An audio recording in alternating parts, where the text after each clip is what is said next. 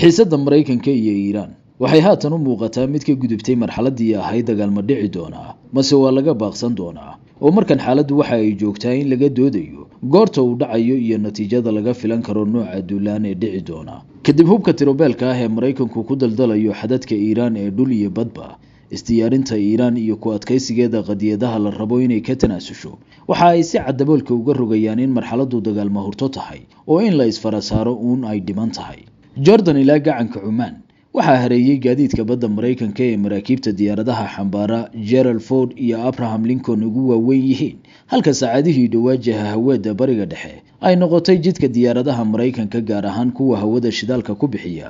diyaaradaha xamuulka ee militariga ilaa kuwa ilaalada khubaradu waxa ay qabaan in Mareykanku natiijo ku waayay culaysaridii Iiraan ee bilihii dhawaa isla markaana marxaladdu haatan soo gaartay in dhab loo gorfeeyo nooca weerar ee Washington guul uga hoyi karto Jamhuuriyadda Islaamiga waxa la rumaysan yahay in guluf toos ah yacni dagaal ballaaran oo Iiraan lagu qaadaa uu dabo dheeraan karo xasaradihiisu gobolka oo dhan ku fidi karaan natiijadiisuna ay tahay mid aan la odorosi karin sidaas darteed Mareykanka doorashada ugu muhiimsan ee haatan u furan waxa loo arkaa inay tahay howlgallo khaas ah oo laga fuliyo gudaha Iiraan sida beegsiga hoggaanka sare ee Jamhuuriyadda Islaamiga madaxda ciidanka ilaalada kacaanka xukuumadda madaxweyne Pezeshkian laf ahaanteeda iyo saldhigyada hubka gaar ahaan madaafiicda balastiga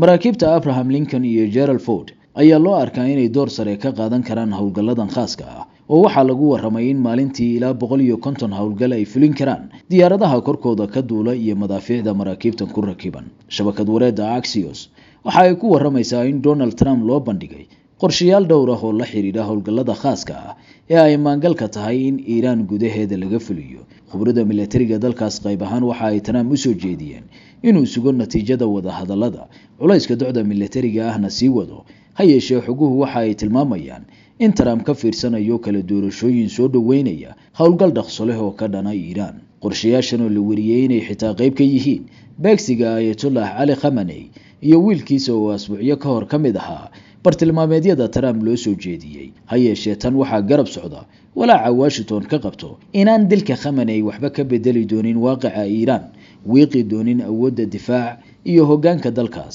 sidoo kalena sababi karo argoosi halis ah oo ka imaan kara docda Iiraan waxa lagu waramay inay dhinaceeda garab istaag sare oo military ka rajaynayso saaxiibadeeda Ruushka iyo Shiinaha gaadiid dagaal oo Ruushku leeyahay ayaa lagu waramayaa in goor horeba la geeyay gudaha dalkaas sidoo kalena labadan dal leeyihiin istaraatiijiyado difaac oo xoogan docda Shiinaha waxa la wariyay in bilihii dhawaa ay Iiraan ka heshay taageero military oo xoogan taasoo dhinaca hubka u badan waxay Tehran weli ku adkaysanaysaa in dhabaha wada hadalladu yahay xalka ugu dhow ee xiisadan wasiirka arrimaha dibadda Iiraan Abbas Araghchi ayaa dhawaan warbaahinta u sheegay waxaan hubnaa in heshiis la gaari karo balse shuruuddu waa inuu noqdaa mid dhex ah doonis kasta oo military waa sii adkayn doontaa marxaladan taasoo cawaaqib xun dhali karta ma aha annaga kaliya balse guud ahaan gobolka iyo xitaa caalamka